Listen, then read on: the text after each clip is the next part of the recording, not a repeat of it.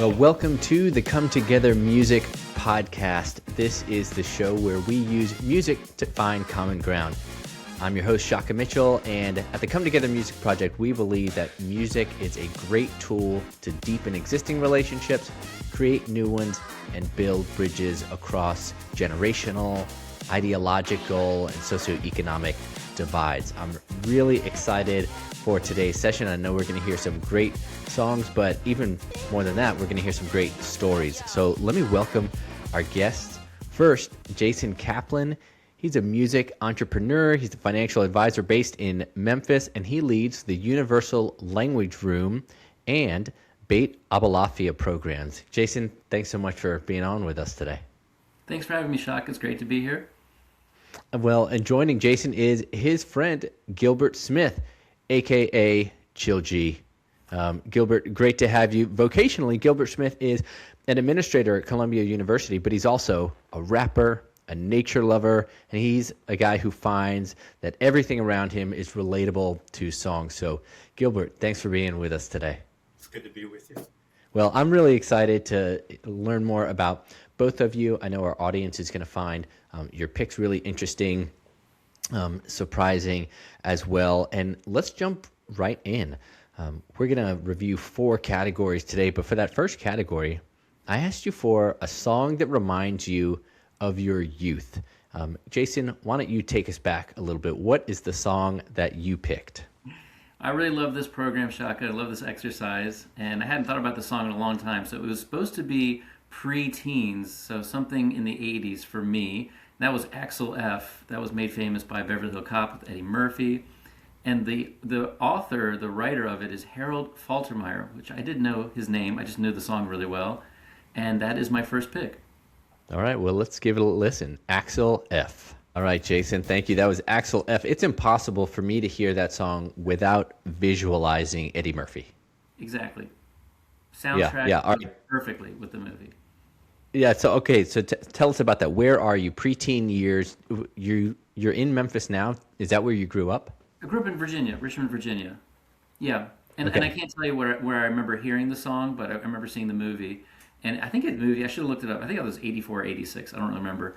And the melody's so strong. It's such a powerful melody. It's so interesting that the second part, there's a totally different melody. The bass line comes in, and then they play it together with the beat, that clear 80s beat, and it merges. So I think that's what I went back and listened to, and I thought, oh, that's why I really like it. It's such a memorable melody, and then it stops, and the bass line does its own melody, and then they pull it together.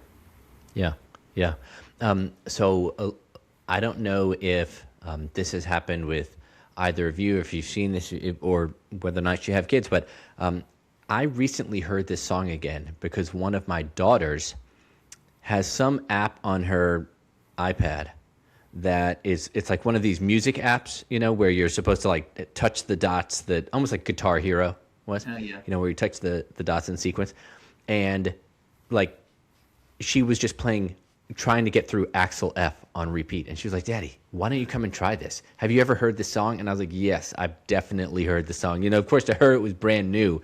I was like, unbelievable. This is everything old is new again. Yeah, because it's classic. I was watching Quincy Jones talking about where do melodies come from. He's like, it's not music theory, and it's not studying a piece of paper. It just comes from God. It comes from the heavens. Like, wow, I didn't know Quincy Jones talked like that, and had those insights. And the way he said it was so powerful. And it's just one of those melodies where you hear and like that just came from another realm, and it just sticks with you. Yeah. That's awesome. That's awesome. All right, Gilbert, let's move over to you. What is the song that you picked that reminds you of your youth?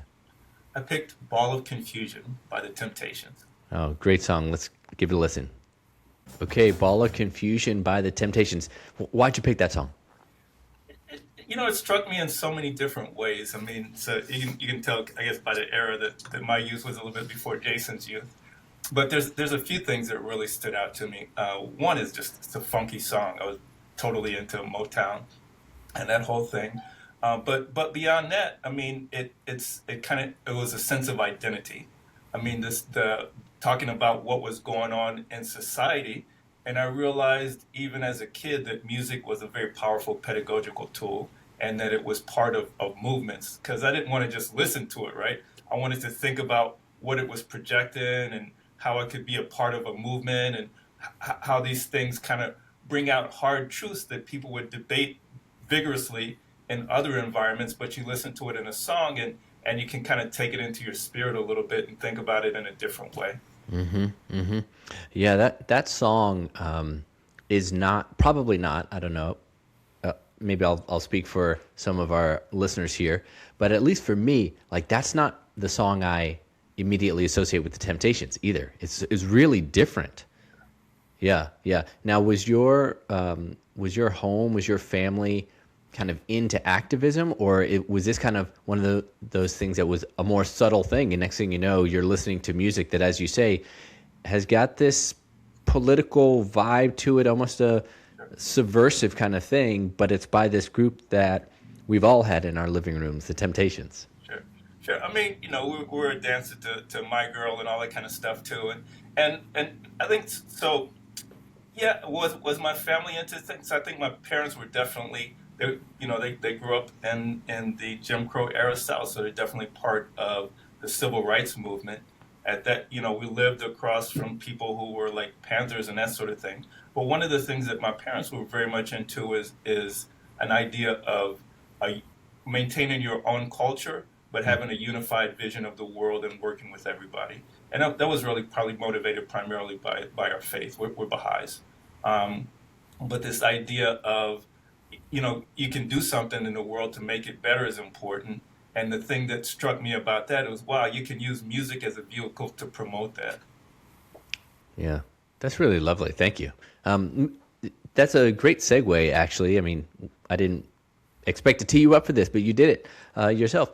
But that's a great segue, and I'd love to learn a little bit more about how you two came to know one another and some of the work you've done. I mean, Gilbert, you mentioned your Baha'i faith.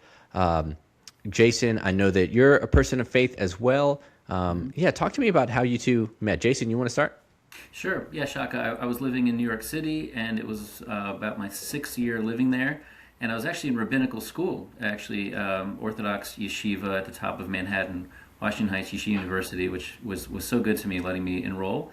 And but I was sitting around learning, and then I thought, well, I believe in God and I believe in the Torah, but I'm not really interacting with people outside my community. And I'm certainly not praying with people outside my community. And I mean, that's typical for every religion. It's not unique to ours. The thing was, I was down in Greenwich Village, or I was at, what was it, East 4th, Gilbert? Where's? East 11th Street. East 11, sorry, East 11, for the Dizzy Gillespie Baha'i Center, run by Mike Longo, of blessed memory at the time. And I went in for a Baha'i sort of poetry music night, and Gilbert comes out. They got, ladies and gentlemen, Chili G, and comes out and does this rap about the phoenix coming out from the ashes. And I was like, whoa, what is going on here? This is awesome rap in a Baha'i center.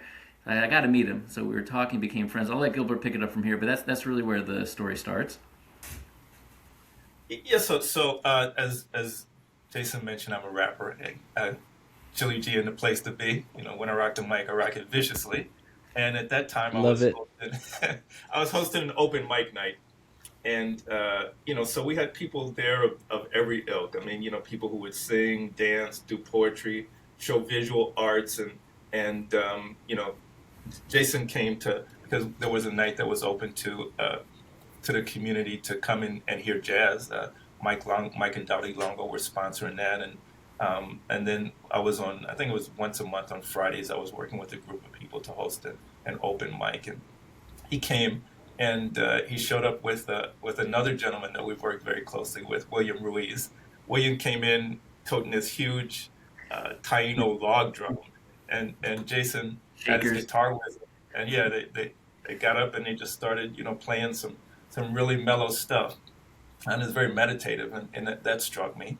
And then we got to talking, and so he talked about how he and William met and kind of his vision of what music is beyond just money for nothing and the chicks are free. Yeah. And that resonated with me. So I was like, yeah, let's get together. Let's do some stuff. So we did get together, partially sometimes just to jam. He actually had a music school at the time, and then partially to kind of figure out, how you talk about activism is how, if we have this vision of music as a way to open minds and hearts and bring people together. What is it that we can do to try to make that happen on some level? That's a great story, and I know that you've both continued to do that. So, so when is that you guys meet? Is that like late '90s? Early 2000s. Yeah. Early 2000? Yes, and I know that since then you've both continued to find ways to use music as kind of an entree to relationship and unity. So we'll maybe talk a little bit more of that. That's really really awesome. Gilbert, let's stick with you for our second category. I asked you to think about a song that maybe reminds you of a mentor or a personal hero. So tell us the song, we'll listen to it, and then we'll get to hear a little bit more about why. Okay. This song is The Greatest Love of All, and it's the George Benson version. Okay, Greatest Love of All. Fantastic. Okay, tell us about that. So again, I mean, it's funny how art works together. I mean, one of the things I always think about is the movie The Greatest, which was about Muhammad Ali. And this was, people probably remember more now Whitney Houston's version, but that was the George Benson version was associated with that movie. So Ali was an international hero to all, and certainly a great man on many fronts, and also an activist. But the thing about the song that struck me, because it was real, it was like, we have idols in our life, but mostly we have to draw strength from within. And the message that I kind of took from it is that you can have mentors, you can have people that you learn from, you can really kind of draw on the energy of the universe, but rather than focus on idolizing people, just try to learn what you can and be the best you can be. So when people gave me advice or guidance or leadership, I took it in that respect. That I didn't necessarily want to walk anybody's shadow, but I wanted to learn from them, admire, appreciate what it is they do, and see how I could use it as a means of personal growth. Yeah, internalize it, sort of the learn to depend on me verse in that song.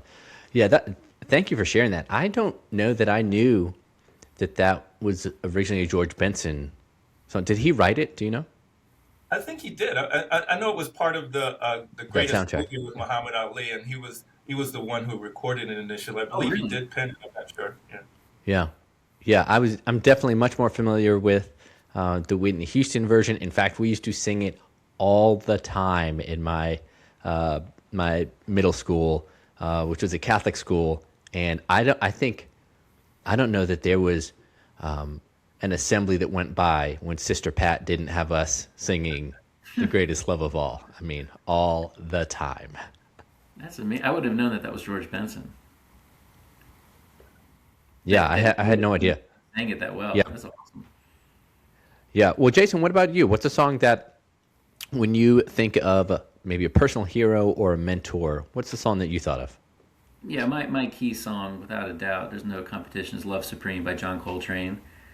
And it speaks to me because I've always wanted to pray with other people, but not with their prayer books or not with my prayer book, them holding my prayer book.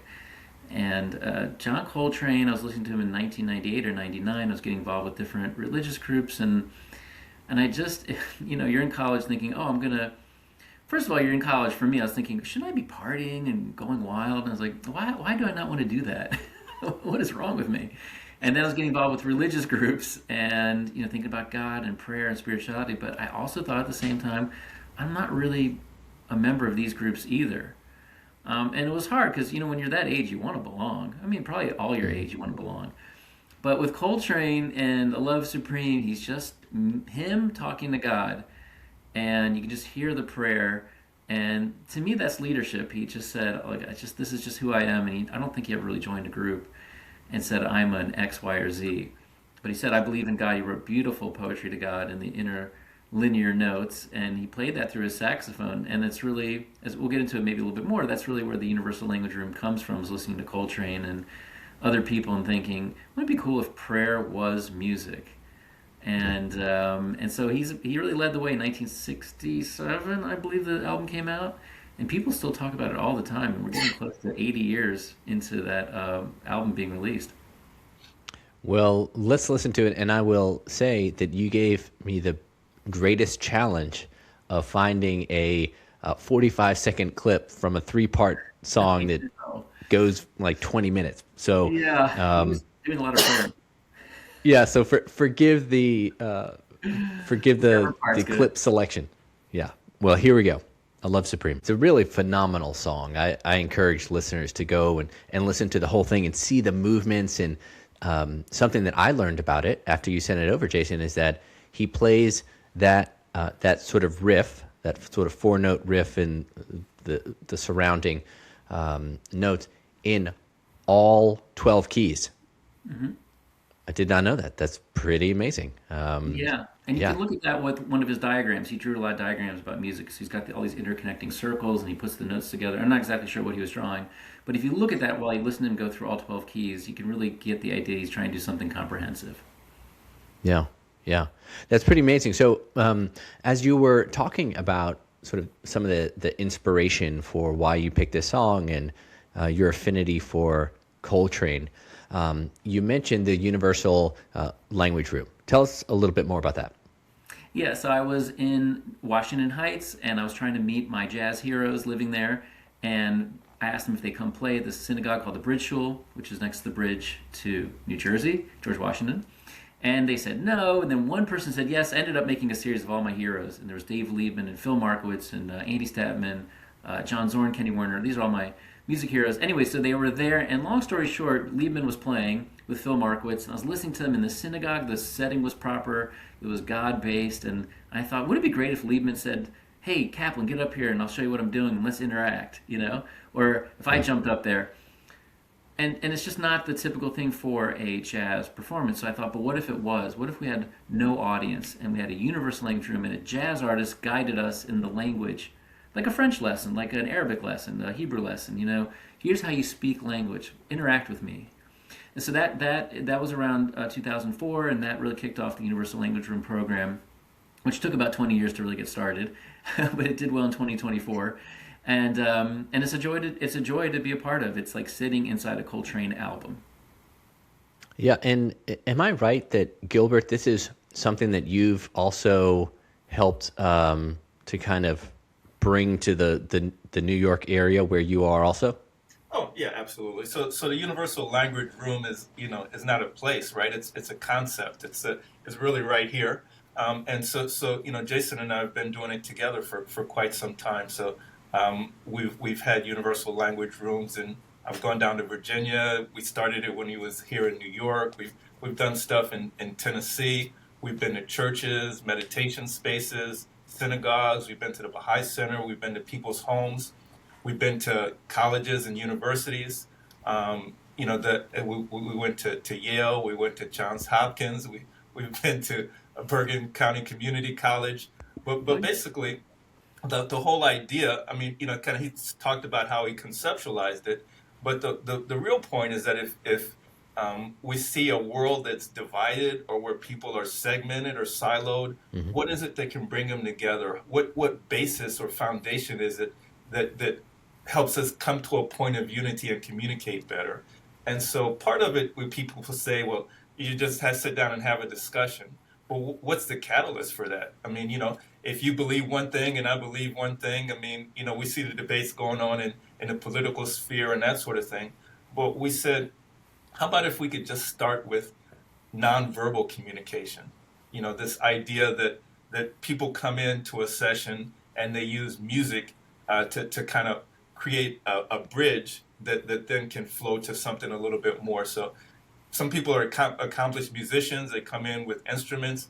Other people just hit on their chest or have a boomstick or something. But the idea is that you communicate with each other. I would tap out a melody. I would pass it on to you, and we go back and forth, and people share like that, and you communicate. And it's wonderful to see in a room how people who don't know each other connect on that level. And then you go from just the one-to-one stuff to a group thing, and it starts out as a cacophony, and somehow or another it always comes back into harmony. And so when people see that in action, they think about, how can I bring my life into harmony? Or now that we've had this wonderful connection together, maybe we can talk about some difficult things in a way that's not threatening to us. That's really kind of the foundation of it. Right. I love this, and there's several things that I really love about this concept and about what you guys have brought to life with the Universal Language Room. One of the things that it recalls is that, we do this all the time with young kids, right? I mean, music class for young kids is just everybody come in the room, grab some blocks, wood blocks or bells or tambourines or whatever, and we're just going to go for it. And we're going to have fun. And we have to be in community. So don't snatch the instrument from your neighbor. Right. And so we are teaching them both the habits of community and communication. And in some ways, the music is both the catalyst and the byproduct of that. But we sort of, I guess the assumption is like, well, once you're older than 7, we can't do that anymore. But you guys are saying, no, you can do this at any age. Absolutely. Yeah, I think that's it. There's a child mind and there's a beginner mind that's given up in our be fancy, be an expert kind of world, improve yourself kind of world. But if you could admit, hey, I just want to bang on a xylophone and chat with people. I mean, of course, we have the more mature version of it, but it's really, as you said, Shaka, it's really getting together with xylophones and banging out melodies, and it's fun to be a kid again. Yeah, well, and for our audience, I will say I have listened to some sessions online. You can go online, you can find them on YouTube, and it is not nearly as chaotic as as a kindergarten classroom. So by the end, I mean, people are playing these instruments that they probably never even heard of, and you're making music together. It's a really cool project. Yeah, thank you. Sure. Well, one of the things that I think about music, and this has been documented, is that music can really affect our mood. It can also help to sort of bring us out of certain moods. Music is also very sticky, and what I mean by that is music helps us recall memories really easily. And I asked you guys to think of a song that you would associate with a sort of darker period in your life, maybe something that was just a little more difficult. Jason, let's start with you. What did you pick? We'll listen to it, and then you tell us why. Yes, so 3 Views of a Secret by Jaco Pastorius. All right, let's listen to it. Okay, Jason, tell us a little bit more of that. And I'm going to go out on a limb and say that that's probably a song that's new to a lot of listeners. I think so. I think Jaco in the jazz world is known as one of the great bass players, but outside of that, he didn't write catchy hooks and things like that. But he was so honest. Wow, so honest. That song to me just speaks of a wandering musician in New York. That's all I hear is somebody walking up different avenues, Central Park, or walking down 7th or something, and just being a wandering musician. And I was in that. So I don't know if it was like a dark era for me, but at that time people were getting their jobs, starting their families, and adopting their lifestyle. And I just kept thinking, I can't do it. I just can't pick one of these preset templates and become modern Orthodox or liberal conservative. I can't pledge allegiance to any of these categories. And so I'm making money teaching and playing music, but I would like to get my life started, but I'm just kind of wandering around New York just thinking, what in the world is wrong with me? And as I ask myself that, I kind of laugh. I'm like, nothing's wrong with me. I have confidence that I'm going to find something that I really want. But the middle of that song, I really encourage people to listen to. The middle of that song gets really dark, the bridge. And you hear he throws in all these confusing horns and sounds, and it gets very, very intense. And then he comes out of it. But I really loved, and Jaco himself went through some really tough mental stages, unfortunately, that unfortunately ended his life. He got in a fight with a bouncer in New York. And so his was a bit of a tragic story, which I really hope no one repeats. And it's unfortunate for him. But for me, I listened to him and thought, this guy is just so honest. And the thing is to think about music, when people confess through music what's really going on with them, so another person can hear and say, I'm not alone. And so that's what I really loved about Jaco, and I really owe him. I owe him 1 or 2. I hope we can jam in heaven together. Yeah. Well, I think that music really, it allows us often to express something that we might have a hard time articulating on our own, right? And it allows us to sometimes latch on to someone else's art to express what we might feel very viscerally, but have a hard time articulating. And sounds like that sense of wandering, that sense of, hey, I don't quite know how I fit into this world where at least everybody pretends like they've got their act together, whether or not That's that's great. That's the true. right way to say it. There's a presentation, but sometimes the Yeah. presentation doesn't really stick for the listener. Yeah, yeah, yeah. No, I love that. Well, it's a beautiful song. It's a beautiful song. Thank you for bringing it to our attention. Gilbert, what about you? What's the song that you picked that you associate with a dark time? I chose Alone Again, Naturally by Gilbert O'Sullivan.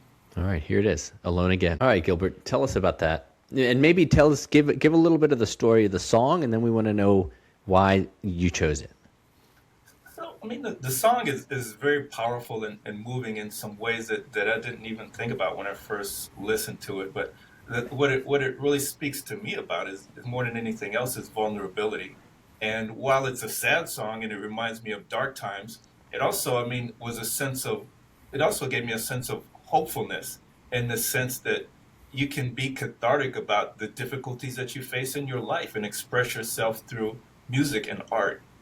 He talks about the death. He talks about breakups. He talks about kind of, some upheavals in life and society. But, here you sit down at the piano playing a lovely tune, and you get a sense that people can come through things. They can share that with others and express themselves and heal.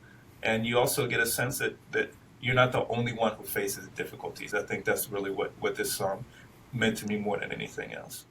Yeah, which is such an important thing to remember, right? Because certainly, even as adults, but I think about those years, say the teenage years and kind of your 20s, where truly the things you're experiencing for the first time.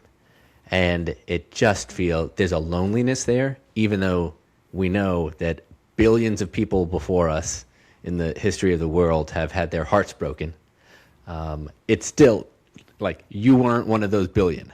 And so, how do we wrestle with that? And yeah, that song "Alone Again" kind of reminds us that we're not alone. In fact, And yeah, it also helps you understand how to heal. Don't go sit in a corner. You can write about it. You can tell the whole world about it. You can do something that even has a cathartic, melodious way to lift up other people. yeah, yeah. That's really good insight and a good reminder. I think I'm gonna use that lesson with my teenagers. I've got a house full of teenagers right now, and we've got a lot of big feelings. And so, Yeah.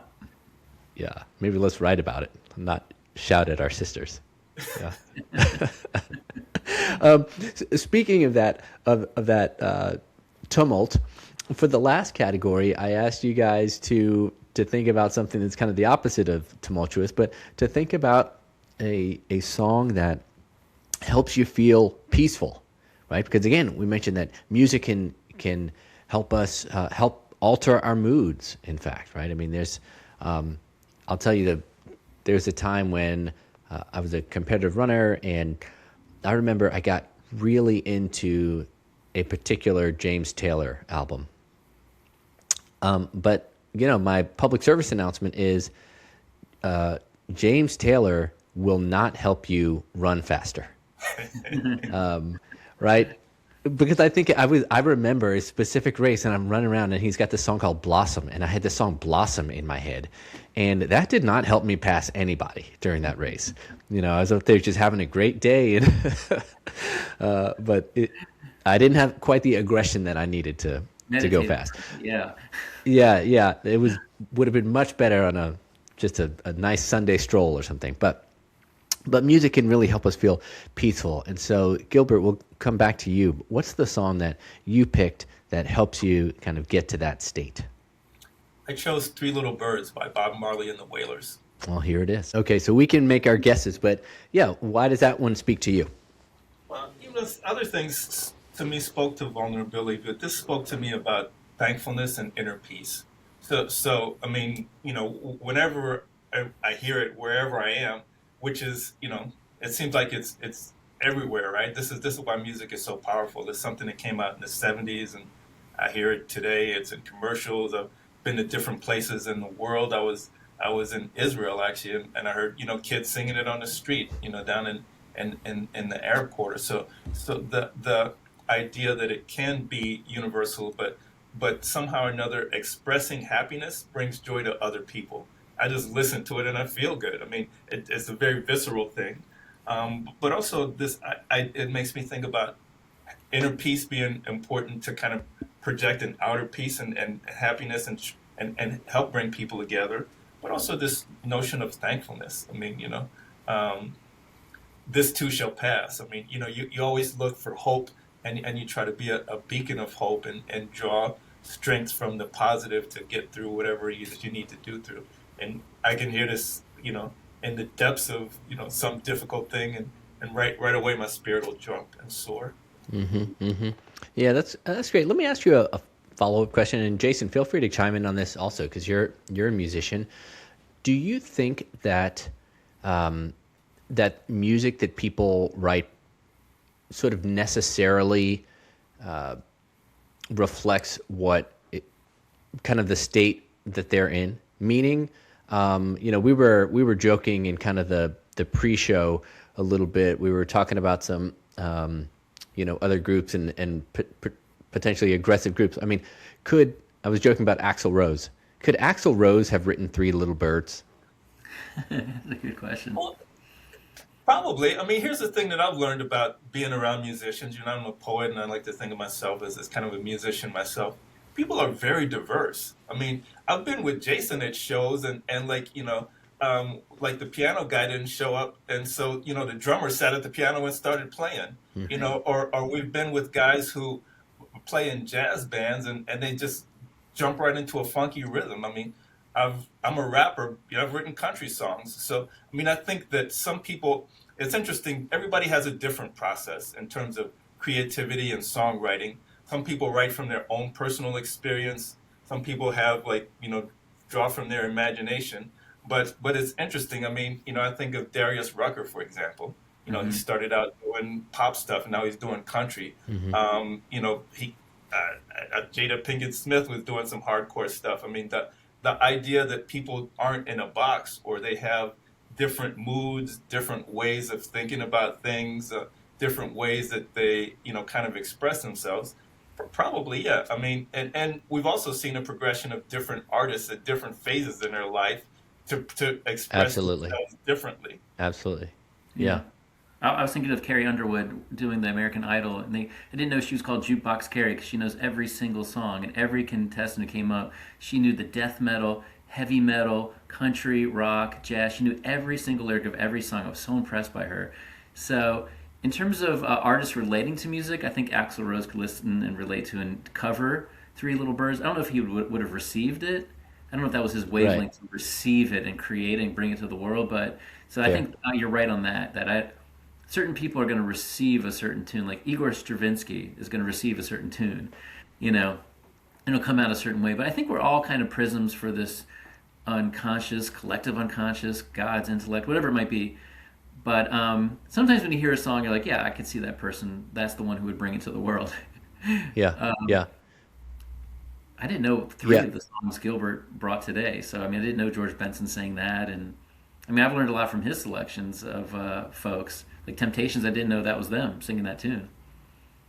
Yeah, I don't think you would have guessed that, right? I mean, Gilbert, to your point that there's such, within all of us, there's such a range. And I think it's why one of the things that I've had so much fun with during the Come Together Music Project is that someone will pick a song and often someone totally different from them goes, oh yeah, that's one of my favorite songs too. Or, and you would go, oh, I had no idea that these two people were going to, come together. It's the reason we call it that, but come together over this shared sort of musical experience.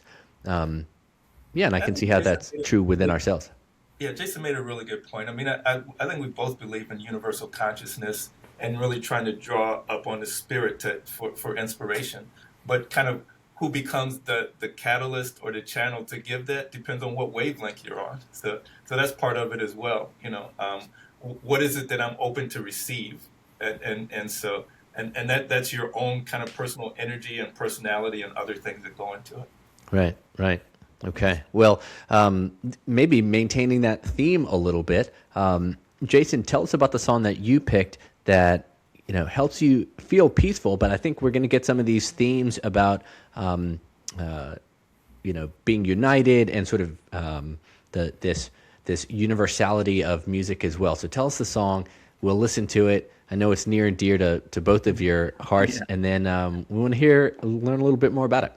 Great. Shaka, this is Unity, One God, One Human Family. And actually, Gilbert and I wrote this 20 years ago. We found that we could record it here in Memphis, so we'll take a listen. All right, here it is.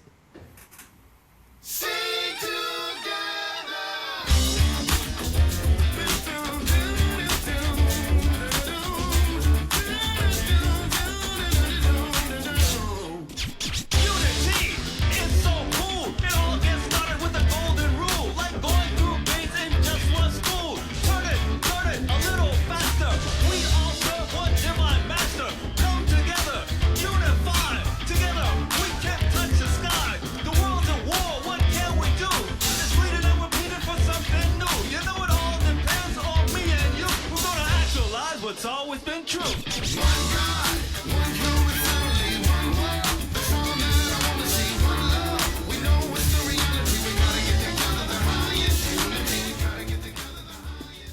Yeah. All right, so that was recorded almost 20 years ago? It was recorded recently. We wrote the song 20 years ago, but we didn't have the full band that we were really, really happy with until I got to Memphis. And then we decided to record it in Memphis. So it was recorded Okay. about 2 years ago. It took 2 years of editing because we brought different people in. Okay, well, tell us a little bit more about how this came together, and also, yeah, what about that? Because that's got a real groove. It's got a very different in terms of peacefulness than Three Little Birds. So talk to us about all of it. Well, it's just something we wrote together. It's just peaceful in that I found such a dear friend shared this view, and I've always wanted to remain an Orthodox, Jewish, halachic person in my community, but I wanted the one God, one human family world experience, and I wanted to keep both. So Gilbert and I wrote the song, and it's just a gritty, rapping, hip hop, jazz song because I have found that true peacefulness comes through catharsis. It comes through getting into the shadow side of who we are. It comes through getting into admitting the violence and the cravings that we have and really being honest with it. And I found that a lot of different programs were very much based on peace and sharing good feelings. But I was like, well, we're kind of missing the other half of the human soul. So we wanted that in the song. We wanted it to be and like people are mean and competitive and collaborative. And we've just got to admit that before we start talking about peace, or we're going to just ignore stuff and sweep it under the rug. So that's what I love about the tune. And then we had the biggest compliment ever, Dave Lieben, who started his career with Miles Davis and Elvin Jones. He loved the song so much he asked if he could put a solo on it. So he recorded that piece in Manhattan, and we mixed it into the song in Manhattan, into Memphis. So I kind of went a little bit long there, but essentially it's Gilbert and I's friendship. It's finding the right band, finding the right studio, getting the big compliment from the jazz guru Liebman, and then telling people that unity and peace comes through aggression. Like, it's just so counterintuitive. It comes through aggression, it comes through violence, it comes through admitting those things are part of our souls, no matter how peaceful we present ourselves. It's there. So let's be honest about it and confess it and catharsis it, if that's a verb. And then we can really say who we are, and then we can build those bridges. Yeah, that's very interesting. Gilbert, what does that recall for you as you're hearing yourself on that track? Yeah.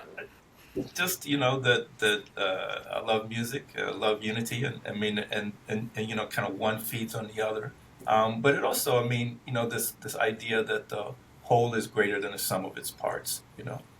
Jason writes, I write. We got together and we figured that we could kind of vibe and groove and do this. And so we've been in different groups over time, and so one of the themes that we had was kind of religious unity and people of different faiths. And when we thought about what it is we wanted to write, the first thing we were like, maybe we should just stick with instrumentals because, do we want to do just scriptures from one faith? Do we want to present it?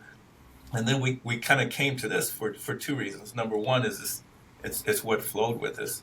But number two is this idea that we wanted to do something funky.